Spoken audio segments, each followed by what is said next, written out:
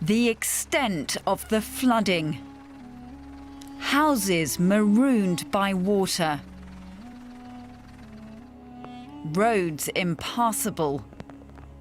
This one left with a gaping hole. And rivers have turned into lakes. Well, I went to bed about 10 o'clock last night and it was not a sign of the river. Get up at 6 o'clock this morning and it's gone. Half the farm's underwater.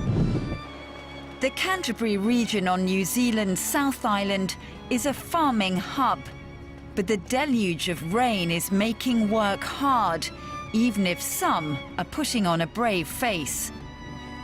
Just carried on. Just carry on. Can't worry about it. You know, you just got to pour water on or just farm to the conditions. But conditions have left some in extreme danger. On Sunday, this man was airlifted to safety after becoming trapped in floodwater. It's been a really delicate rescue, very lucky. We tried a rescue helicopter earlier. They couldn't get through because of the weather. So it's just been a really good outcome for everybody and well done to the chopper crew. Here, rescue workers are trying to reach a car that's fallen down the cliff just above the raging river. Hundreds of people have been evacuated from their homes. Authorities have now declared a state of emergency with more rain.